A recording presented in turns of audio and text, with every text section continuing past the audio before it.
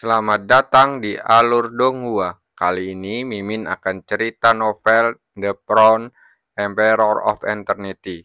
Sebelum mendengarkan, jangan lupa subscribe, like, komen, dan share ya, biar Mimin tambah semangat. Selamat mendengarkan. Melanjutkan episode sebelumnya, 3 hari kemudian, kamu harus lebih berhati-hati selama perjalanan ke kota Tiandu ini. Di gerbang kota, pemimpin Kan Biyun berkata dengan sungguh-sungguh, "Ayah, mohon jangan khawatir. Kami akan selalu berhati-hati." Cukuang Seng menangkupkan tangannya lalu berkata, "Senior, selamat tinggal." Setelah mengatakan itu, dia melambaikan tangannya, dan angin kencang menyelimuti tubuh halus Bitong, lalu terbang ke kejauhan.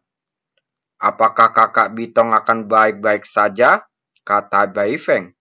Mendengar ini, kepala klan Biyun mengangkat kepalanya, lalu melihat ke arah mana kedua orang itu pergi. Lalu Fuku tersenyum saat berkata, "Untuk beberapa alasan, aku memiliki perasaan yang samar-samar di hatiku. Anak itu tidak menggunakan seluruh kekuatannya untuk mengalahkan gelombang binatang pada hari itu. Belum menggunakan seluruh kekuatannya." Mendengar kata-kata ini, seluruh tubuh Bai Feng bergetar dan matanya penuh rasa tidak percaya. Jika itu masalahnya, maka kekuatan anak itu terlalu menakutkan. Kalau begitu, menurutmu, jika aku tidak memiliki kepercayaan diri, aku akan menyerahkan putriku yang berharga kepadanya, kata kepala klan Biyun sambil tersenyum. Bai Feng menggelengkan kepalanya lalu berkata sambil tersenyum pahit, "Dibandingkan dengan orang ini, bakat kita seperti kunang-kunang dan dari bulan yang cerah. Tidak ada bandingannya sama sekali." Hahaha. Kepala klan Biyun tersenyum tipis. Matanya agak dalam. "Perjalanan ke kota Tiandu kali ini, saya khawatir secara akbar yang direncanakan dengan cermat oleh Tiandusi ini akan menjadi batu loncatan bagi anak itu untuk menjadi terkenal." Mendengar hal ini, mau tidak mau dia merasakan rasa ingin tahu yang kuat di dalam hatinya. Dia ingin melihat gangguan seperti apa yang bisa ditimbulkan oleh bocah kecil ini di kota Tiandu. Sepanjang jalan, Cukuang Seng mendorong kecepatannya hingga ekstrim dan terbang menuju kota Tiandu dengan cepat. "Saudari Bitong, bisakah Anda memberitahu saya berapa informasi tentang kota Tiandu dan beberapa klan di sekitarnya?" Cukuang Seng memandang Bitong dari ketinggian saat bertanya. Bitong mengangguk. "Di sini, di kota Tiandu, Tiandusi yang paling dihormati. Tingkat kultivasi orang ini setidaknya telah mencapai Rana Jiuding tingkat kelima. Dan keterampilan racunnya sangat luar biasa. Bahkan praktisi di tingkat yang sama pun tidak berani menghadapinya. Selain Tiandusi, ada juga 4 kaisar racun. Kultivasi orang-orang ini berada di Rana Jiuding tingkat keempat. Klan yang begitu kuat. Kultivasi pemimpin masing-masing yang semuanya telah mencapai alam 9 kuali tingkat keempat." Mendengar ini, Cukuang Seng mengangguk. Dengan tingkat kultivasinya, hanya masalah sepele untuk menghadapi lawan-lawan di alam 9 kuali tingkat keempat dan kelima. Jika Gunung Wuseng tidak ikut campur, saya seharusnya bisa dengan mudah menduduki kota Tiandu. Tapi meski begitu, dia juga tahu kota Tiandu dapat mempertahankan lapisan mineral luar angkasa yang begitu besar selama bertahun-tahun. Dan tidak mungkin tidak mendapat dukungan dari kekuatan yang kuat di belakangnya. Kalau tidak, kekuatan ini saja tidak akan cukup di hadapan orang-orang yang benar kuat. Saya ingin tahu apakah ada praktisi Rana Zotian. Cukuang Seng mengangkat kepalanya saat melihat ke kejauhan saat bergumam. Jika ada orang kuat yang menjaganya, dia mungkin harus bekerja lebih keras. Kota Racun Langit ada di depan. Bitong menunjuk ke kota hitam di kejauhan saat berkata, "Ayo pergi." Cukuang Seng melingkarkan lengannya di pinggangnya dan terbang menuju kota Tiandu di kejauhan. Merasakan hawa panas yang datang dari tangan besar itu, tubuh halus Bitong tiba-tiba menegang, dan wajah cantiknya menjadi merah merona. Ini adalah pertama kalinya dalam beberapa tahun dia melakukan kontak dekat dengan lawan jenis. Meskipun penampilannya ceria dan murah hati, dia sebenarnya sangat konservatif di dalamnya.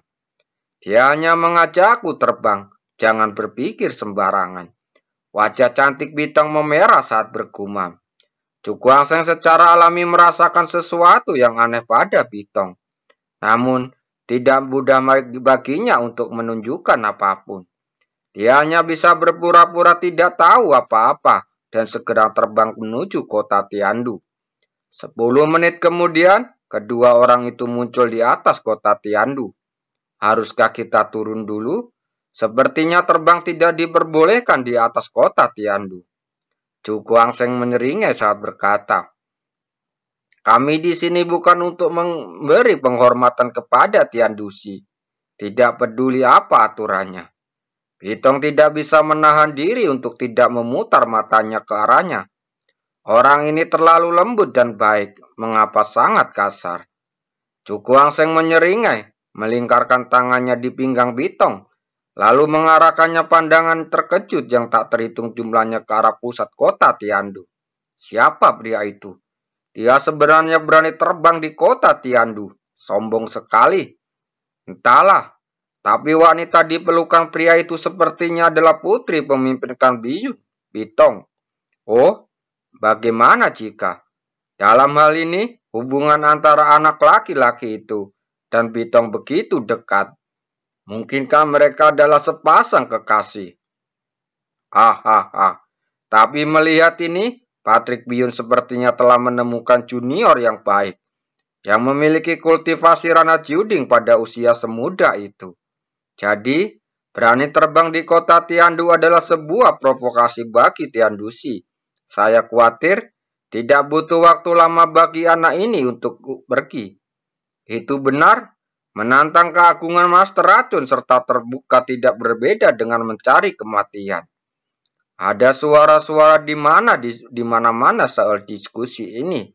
Tapi saat semua orang mengagumi bakat Cu Guangsheng, sebagian besar mereka mengutarakan pendapatnya.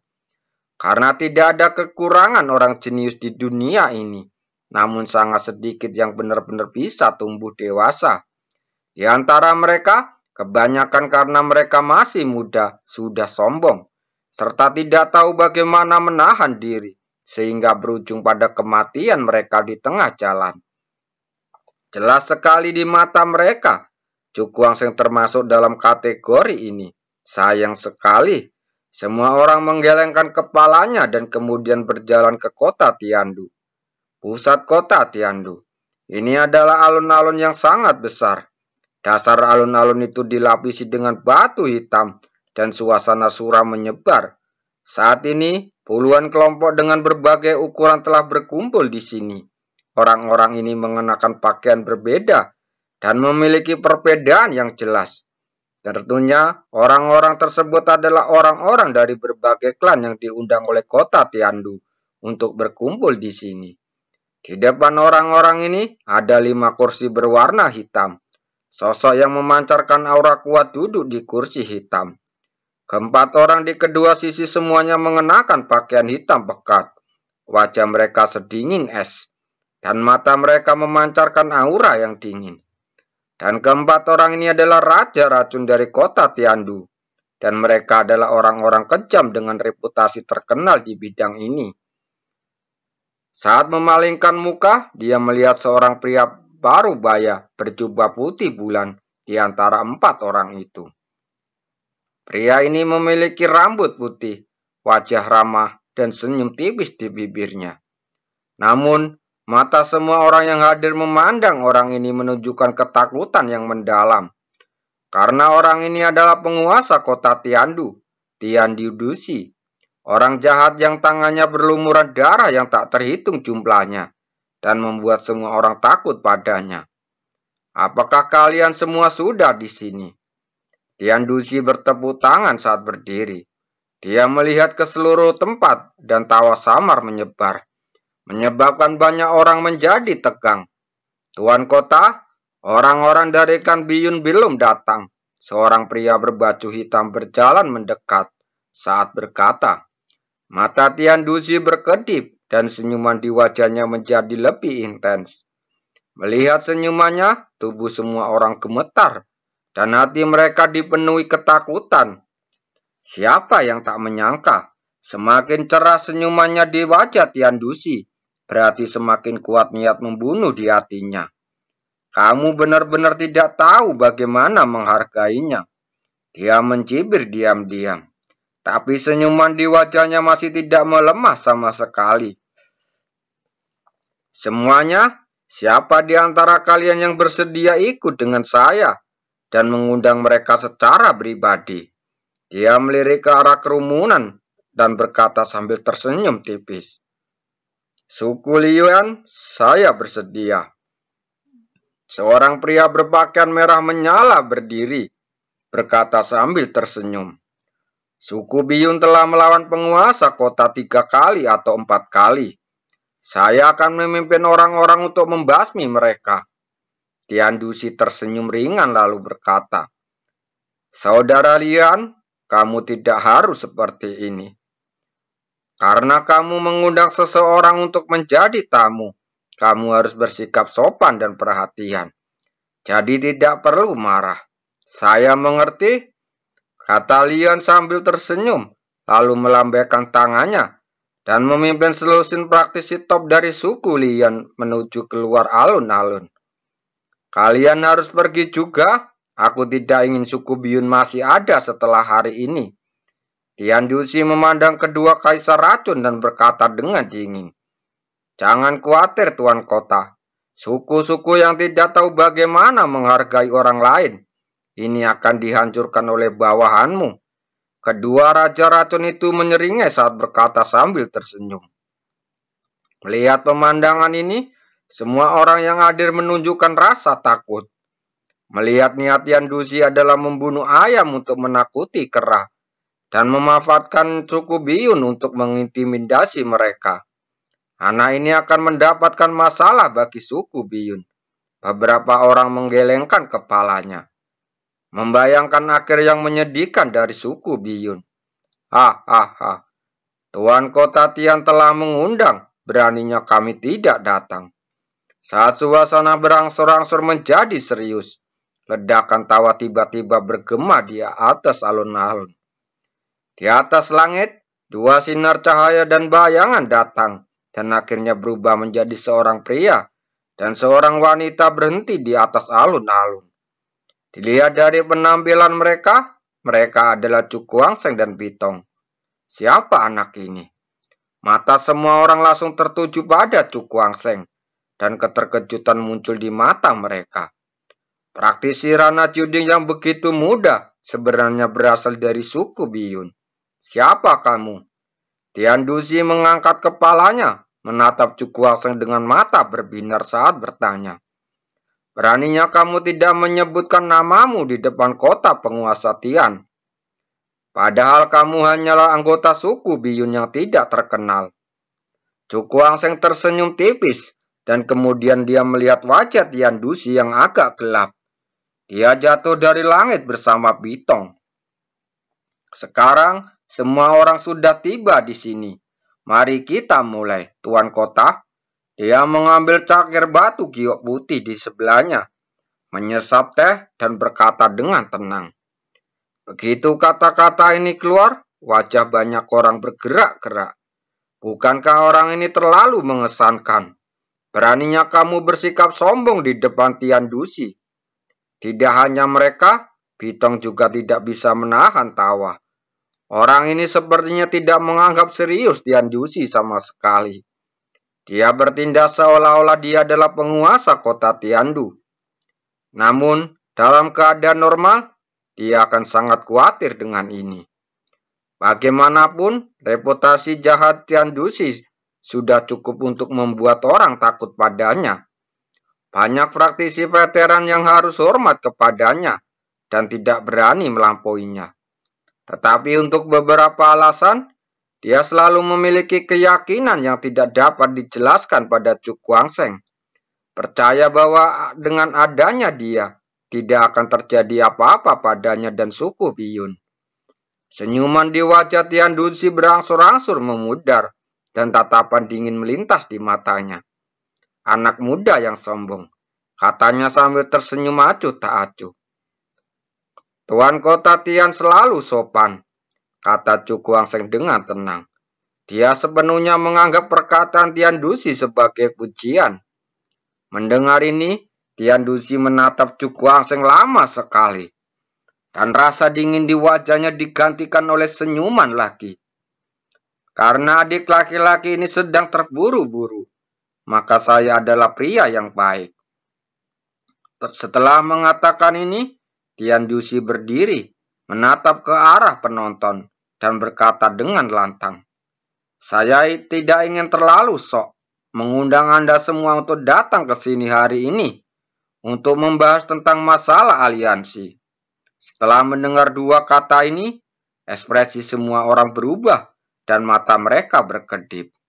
Siapapun yang tidak mengetahui ambisi Tian Duzi, jika mereka membentuk aliansi, suku masing-masing secara bertahap akan dikanibal dan kemudian ditelan sepenuhnya oleh kota Tiandu.